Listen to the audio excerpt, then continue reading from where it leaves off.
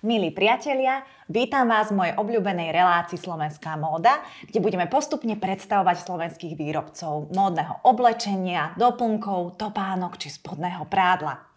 Medzi naše hlavné princípy, ktoré by sme vám chceli ukázať, je to, že sme ekologickí, teda podporujeme domácu tvorbu s pozitívnym zámerom, sme morálni, etickí, ekonomicky, teda podporujeme ekonomiku zvnútra a takisto medzi naše najzákladnejšie hodnoty patrí spolupráca, teda nie súťaživosť.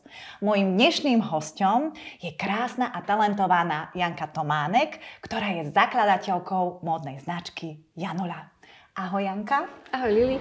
Vítame ťa tu v dnešnej prvej relácii Slovenská móda a chcela by som sa ťa opýtať, keďže diváci ťa nepoznajú, ako začal príbeh tejto značky a čo je vlastne jej obsahom, čo všetko tvoríš pre ženy?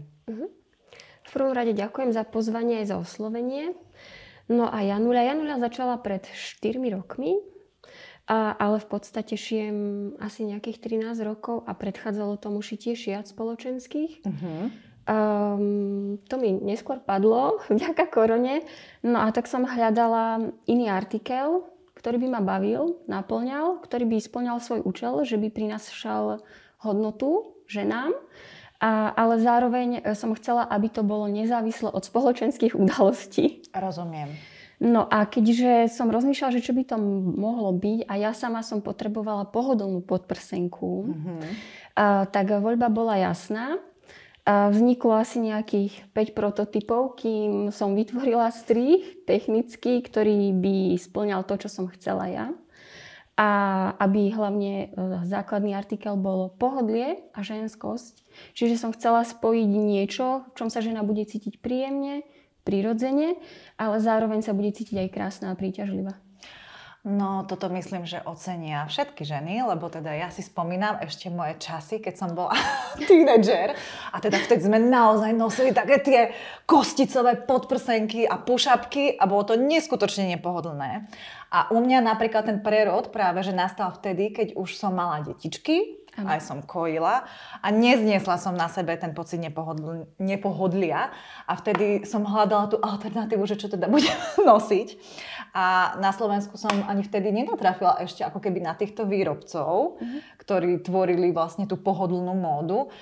Takže preto som rada, že táto slovenská tvorba aj tu žije a niečo takéto sa tvorí. Tak nám povedz o tých modeloch vlastne, že to tvoríš nejaké strihy alebo z čoho vychádzaš, hej? Keď si spomínala, že tá hlavná idea toho je tá ženskosť a to pohodlie. Takže čo všetko, aké atribúty má to spodné prádlo? Tak v prvom rade muselo byť bez kostíc.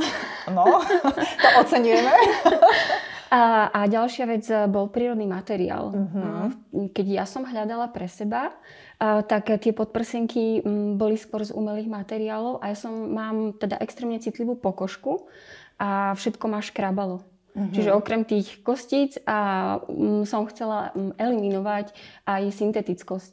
Takže som hľadala biobavlnu alebo biobambus, proste zdraviu a pokožke príjemné materiály, aby sa proste hýbali s nami celý deň, jednoducho nech sa prispôsobia. Lebo pri kosticovej podprsenke tak ona má svoj tvar a ona sa proste nepohne. Áno.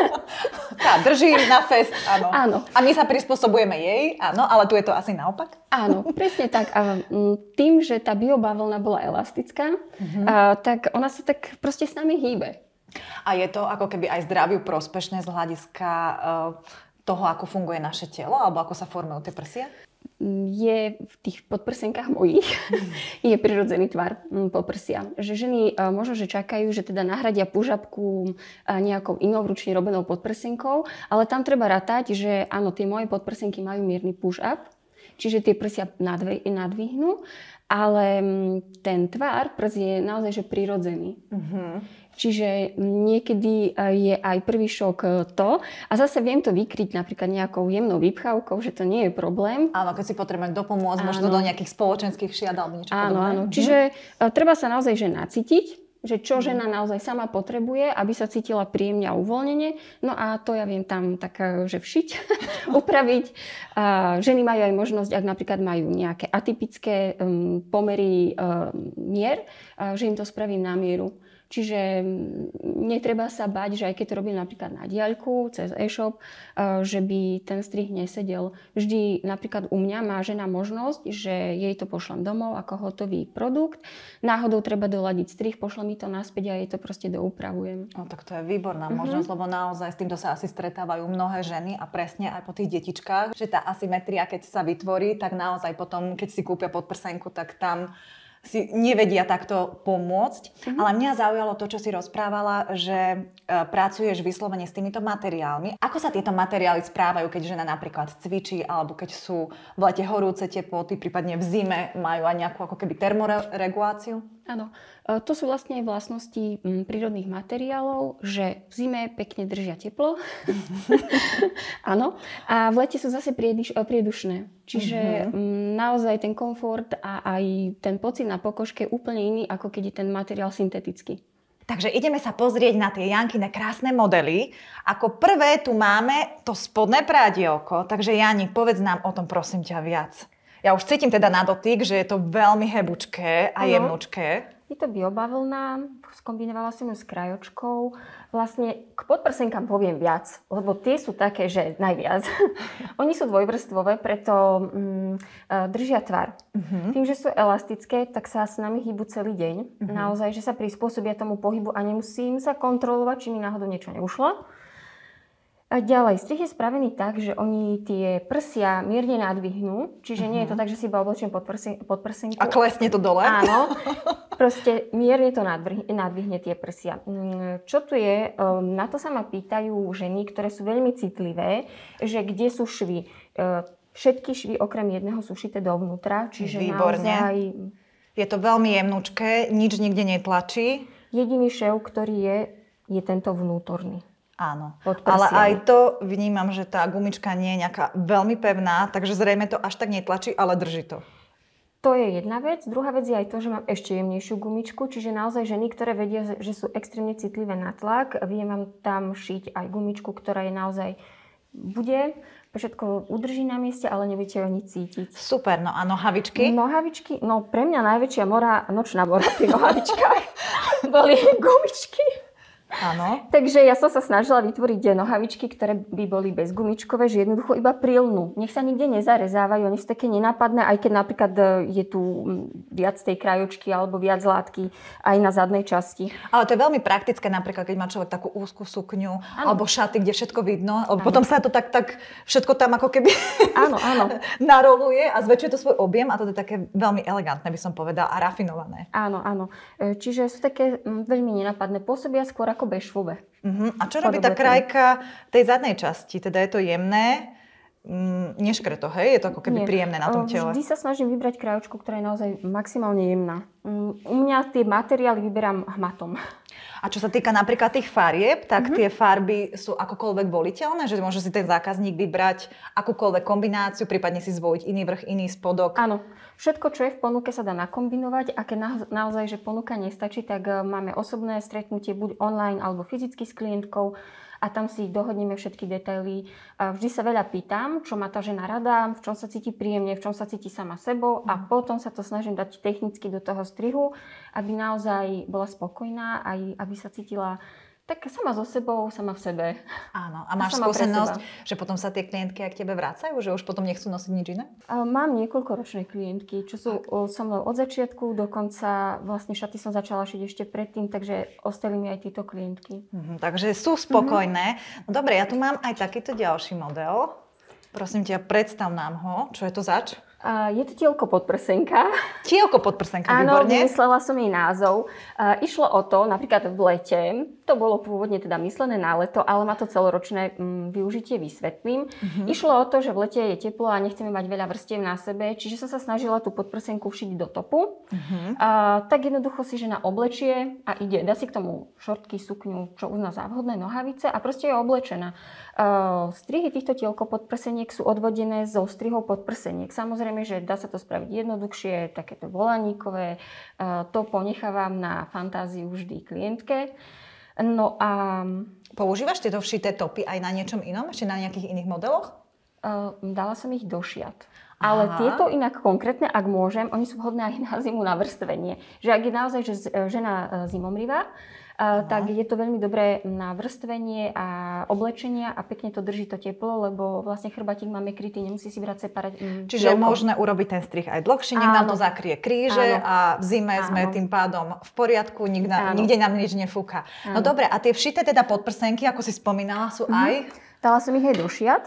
Jednoducho to bolo také logické vyústenie, kde som to už v strih iba predĺžila. Samozrejme, že strih sukne si môže klientka vybrať, aký jej vyhovuje. Podprsenka, strih podprsenky alebo vršku sa vždy odvíja od strihu podprsenky, ktorú má daná klientka rada. Jasné. Alebo teda dotvárame. To už je naozaj že na osobnej komunikácii. A tie látky si vyberajú klientky? Že čo preferujú? Môžu si vybrať. Čiže máš nejaký vzorkovník alebo látky bereš odkiaľ? Máš aj nejakých slovenských výrobcov alebo prevažne zahraničie? Sú to slovenskí dodavatelia, hlavne čo sa týka biobavlny. Zväčša sú to európski výrobcovia. Snažím sa dbať na to, aby to bola biobavlna s certifikátom. Samozrejme, nie každá žena si na to potrpí, rešpektujem to. Čiže ak si vyberie na spoločenskú udalosť spoločenský materiál, je tam aj umelé vlákno, ale ona s tým sama musí byť OK, že toto sa mi páči, v tomto sa cítim dobre. Rozumiem, možno pri tých spoločenských šatách je to trošku aj potreba takej extravagancia, tam sa už s tými modelmi asi aj viac hráš. No a potom tu máme ešte krásne plávočky, čiže tvoríš okrem tohto všetkého aj plavky na leto. Áno, takto ja to aj ukážem. Takisto tu platí, že žena si môže vybrať farbu, vzor, akýkoľvek.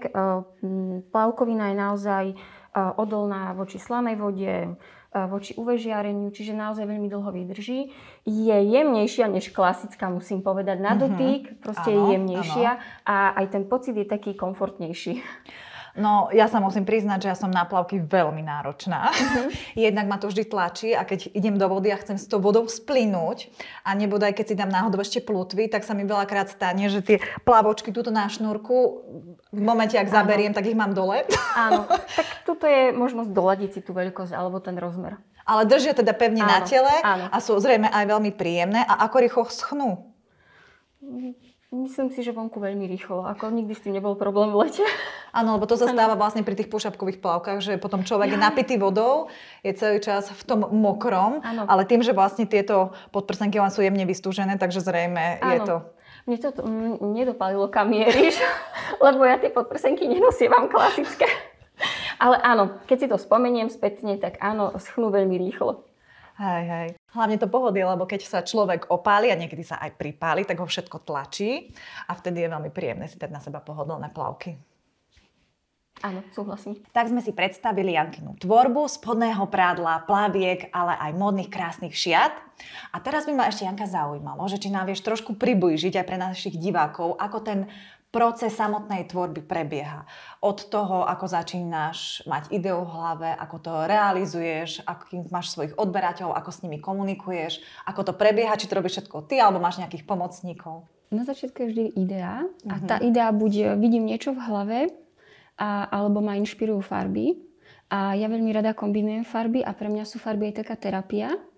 A vždy sa ich snažím tak intuitívne zladiť. Proste pocitovo vidím, že či to ladí, neladí. Rada skúmam aj nie veľmi tradičné spojenia farieb. No a to je vlastne začiatok všetkého. A potom je pre mňa veľmi dôležité v hlave prepočítať strih. Proste potrebujem si ho v hlave predstaviť technicky. Samozrejme, že tu musím otestovať materiál predtým, aké má vlastnosti a na základe tých vlastností materiálu vytváram strih. Lebo každý materiál má iné, napríklad inak pruží, do dĺžky, do šírky.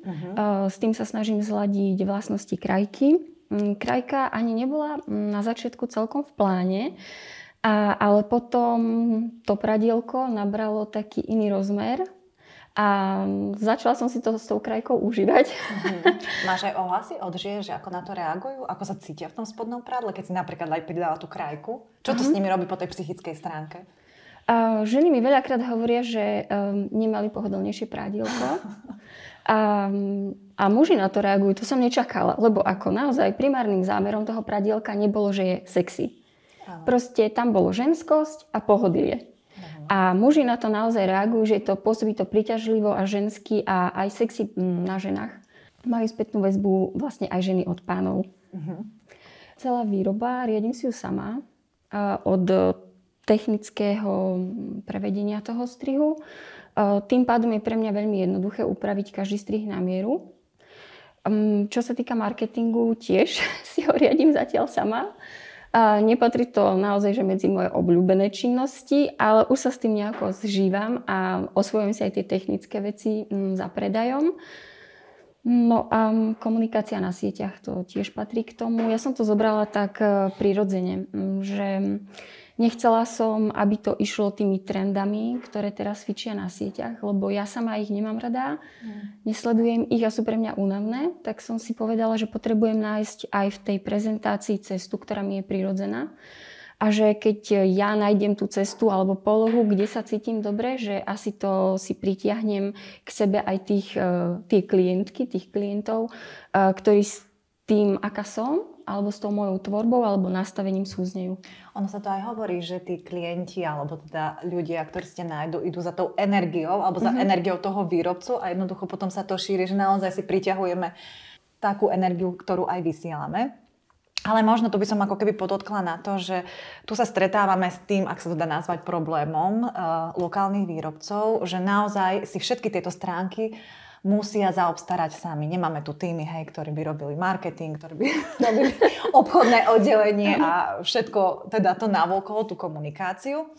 Takže preto aj toto je taká naša idea podporovať tú ekonomiku znútra, aby sme si ako keby udržali to bohatstvo, ktoré tu máme a podporovali sa navzájom. Lebo bez toho asi to nebude možné, keď my navzájom si nebudeme kupovať tie výrobky, nebudeme sa navzájom ako keby podporovať, inšpirovať.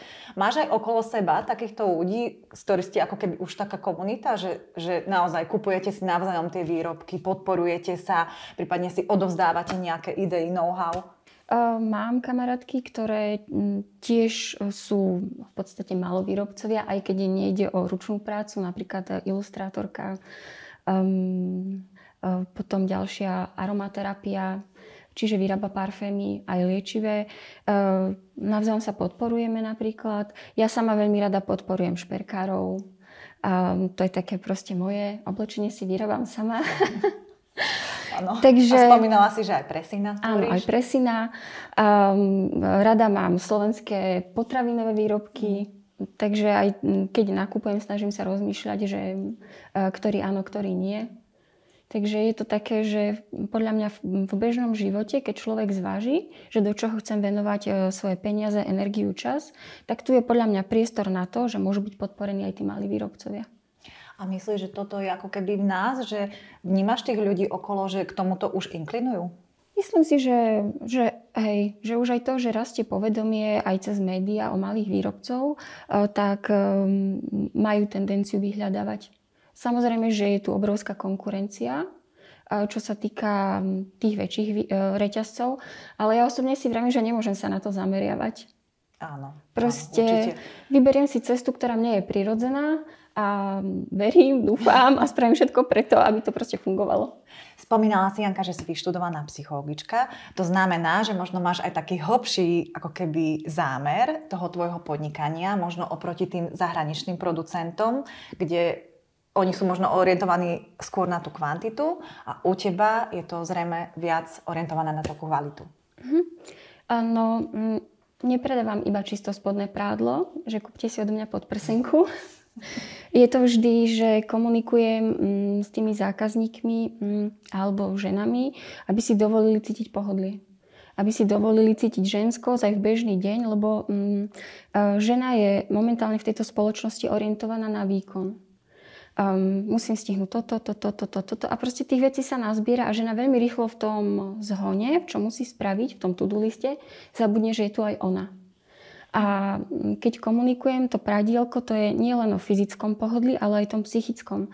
Aby sa žena sama na seba naladila, aby vnímala, čo teraz potrebuje, nepotrebuje, lebo keď je žena spokojná, tak aj tá rodina okolo nej kvitne. Aj tá komunita, že žena má obrovskú silu podľa mňa v tom, keď je sama v sebe ukotvená alebo nacítená sama v sebe.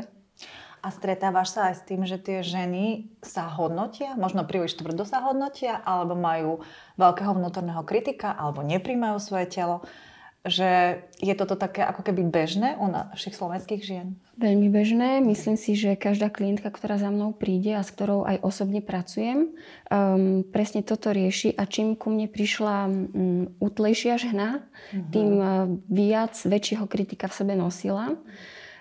Niektoré reakcie sú také, že nie, ani to si nemôžem dať, lebo ja z tých žien ťahám ženskosť. A to je jedno, že či ju majú potlačenú, alebo s ňou ešte nevedia pracovať. Ja cez to pradielko, aj cez tie šaty a celkovo, čo pre nich tvorím, snažím sa vytiahnuť tú takú ženskú esenciu, podstatu. A niektoré ženy na to nie sú zvyknuté, lebo stále nohavice, tričko, sako. A zrazu, keď sa ocitnú v niečom ženskom, tak je to také precitnutie. A najlepšie to je vidieť na malých dievčatkách. Oni majú v tvári až taký úžas, že wow. A oni si to aj dajú. Áno, ja to vidím aj na mojej dcerke, že tam je to už úplne iné. Ona si to vyslovene užíva, keď sa pozrie do toho zrkadla, aj keď si dáva nejaké moje šaty. Áno. Napríklad ja ju už vidím úplne inak, ako som bola ja. Teda ja som bola, musím priznať, o mnoho viac kritickejšia a stále ešte som. Napríklad ja mám teraz na sebe krásne Jankine šaty z jej tvorby. A keď som si ich obliekala, tak som sama prešla takým svojim psychologickým procesom, že ako v tom vyzerám, či to nie je moc a tak. Ale musím povedať, že aj tie materiály sú neskutočne príjemné, že sa cítim ako v takej bavlnke. Je to taký pocit pohodlia alebo takej sebaistoty. A verím v to, že aj keď si dajú to spodné prádlo, ktoré teda ja ešte nemám oskúšané, a aj keby si na to dali obyčajné tričko, tak už majú ako keby ukotvenú v sebe tú hodnotu, že toto som si sebe dopriala, dala som sa na prvé miesto. A je to taký iný pocit, ako bežne asi zažívame. Áno, mne ženy niekedy kontrujú tým, že na čo by som investovala do pradielka, keď ho nikto nevidí. A vravím, že ale minimálne ty ho vidíš, tak si ho dopraj. A cítiš? Presne, že to je úplne iný pocit, keď sedím v tom príjemnom oblečení, viem, že nič ma neťahá, viem, že nič ma neškrtí, viem, že cítim absolútne príjemno, že ja to cítim ako podporu. Takže ja aj k tomu vediem tie ženy, že nech sa navnímajú na seba, že je to úplne iný pocit mať na sebe niečo z prírodných materiálov, ktoré naozaj sú nám prirodzené, ako niečo, v čom sme napríklad stiahnutí, alebo jednoducho to telo nedýcha. A ako vidíš ty, Jani, tvoju ďalšiu tvorbu? Že chcela by sa tomu ďalej venovať? Alebo čo by si možno ty tak pre seba potrebovala z hľadiska tej podpory, na možno nakopnutia tej ekonomiky? Že čo sú také tie piliere, na ktorých by si ešte potrebovala popracovať? Myslím si, že možno by som mohla zmaknúť viac ten marketing, ale takou svojou cestou. A to je aká cesta? Ja ju stále inak objavujem, že hľadám, že ono sa to podľa mňa mení. Prechádzam si ja sama ako človek nejakými vývinovými štádiami alebo objavovaním a odhaľovaním života a to sa mi potom prenáša do toho môjho podnikania. Že tú hodnotu, ktorú ja objavím v súkromí, by som rada posunula ďalej aj do toho podnikania. Čiže nemám nejakú že konkrétnu víziu, skôr je to také, že byť sama so sebou v súlade aj v tej práci. A takisto poslednú dobu je u mňa to, že riešim, aby bola tá práca nedominantná, ale aby bola taká, aby plynula popri mojom živote, ktorý ja chcem žiť a tvoriť. Áno, toto by som ako keby tak vypichla, že je to veľmi dôležité, že naozaj to, čo tvoríme, je aj to, ako žijeme. Ano. A ty si sama spomínala, že syna učíš doma, teda je domškolák. Čiže aj to, že už nebyť orientovaný na ten výkon, ty to prezentuješ ako keby aj tou svojou výrobou a tvorbou, ale naozaj nás tak trošku ako keby dávať do toho flow a byť v takej väčšej psychickej pohode, lebo naozaj táto spoločnosť je naučená na ten výkon a veľa potom ľudí sa dostáva v určitom veku do vyhoretia alebo má mnohé choroby a teda. Čiže pre mňa je veľmi dôležité, že aby aj ten výrobca alebo nositeľ tej hodnoty mal ten svoj život v tých hodnotách, hej? Že aby sme sa podporovali navzájom v tejto slovenskej tvorbe, aby sme mali možnosť žiť tento kvalitnejší život. Áno, úplne s tým súhlasím. Je to samozrejme proces. Podľa mňa človek, ako si žije ten svoj život a má nejaké výzvy alebo situácie, tak cez tie sa učí a zisťuje, že ako to on vlastne má. A potom, keď to zistí, tak je schopný to dať aj do tej tvorby. a aj inšpirovať tým, že je autentický napríklad, alebo povie, že mám to teraz takto, tak dokáže tým inšpirovať aj ľudí, ktorí napríklad v tej fáze ešte len sú v tej fáze zisťovania. Takže to je podľa mňa proces tvorenia. Veríme, že aj my ti pomôžeme, ako keby v rozšírení a povedomí o tejto tvojej krásnej značke, trošku ako keby podporili aj teba, aj tú ekonomiku, aj marketing, pretože to sú tie problémy, ktorým tu čelíme. Edukovali trošku ľudí, aby naozaj pochopili, prečo kupovať slovenské výrobky, prečo zdieľať toto povedomie a v neposlednom rade ako keby si užiť aj tú hodnotu toho, čo prinášaš, lebo naozaj je to veľmi príjemné a ja sa veľmi teším, že som sa mala možnosť stretnúť s týmito tvojimi výrobkami, ale aj s tebou ako osobou. Ďakujem veľmi pekne. Inak ocením myšlienku podporiť malých tvorcov, lebo naozaj tvorca, on tvorí. A pre ňoho to je výživné a myslím si, že je pre ňoho výživné aj to, že to môže ďalej dávať a že sa nemusí ďalej do hĺbky zaoberať vecami, ktoré ho veľmi nebavia. Áno, mali by sme sa sústrediť na to, čo nám ide v tom prirodzenom flow a to ostatné už možno dokážeme touto vzájomnou spoluprácou. Takže ďakujeme, milí diváci, veríme, že sa vám tento rozhovor páčil, môžete ho zdieľať na sociálnych sieťach a určite si pozrite aj značku janola.sk.